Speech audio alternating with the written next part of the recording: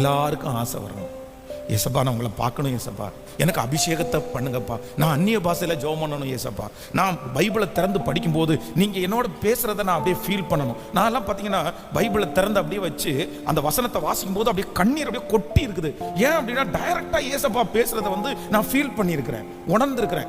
ஆராதனையில் நிற்கும் போது அந்த ஆராதனை பண்ணிட்டு இருக்கும்போதே அவருடைய தொடுதல் என் மேலே அப்படியே அதில் அழுதுருக்கிறேன், சிரிச்சிருக்கிறேன், கைத்தட்டி இருக்கிறேன் வேகமாக. இந்த மாதிரி எமோஷன்ஸ் எல்லாம் வந்திருக்கு. வருமானு நிறைய பேர் கேட்பீங்க. நீங்க ஆசைப்பட்டீங்கன்னா கண்டிப்பா ஏசப்பா உங்களுக்கு தென்படுவார். வேதம் சொல்லுகிறது, என்னை தேடுகிறவன் கண்டடைகிறான். இன்னைக்கு நிறைய பிள்ளைகளுக்கு மொபைல் ஆசையா இருக்குல்ல, எனக்கு ஒரு ஐபோன் வாங்கினா எப்படி இருக்கும்னு நினைப்பாங்க நிறைய பேர். இந்த ஸ்டேஜில் நீங்க ஏதாவது ஒரு போட்டிக்கு வின் பண்ணி ஒரு ஐபோன் உங்களுக்கு பரிசா கிடைக்குது அப்படின்னா எவ்வளவு சந்தோஷப்படுவீங்க? ஐயோ, சிலருக்கெல்லாம் தலகால புரியாது. எனக்கு ஐபோன் கிஃப்டா அப்படியே ஆசையா வாங்கி அதை தொட்டு தொட்டு பார்த்து அதை வச்சிருப்போம்ல.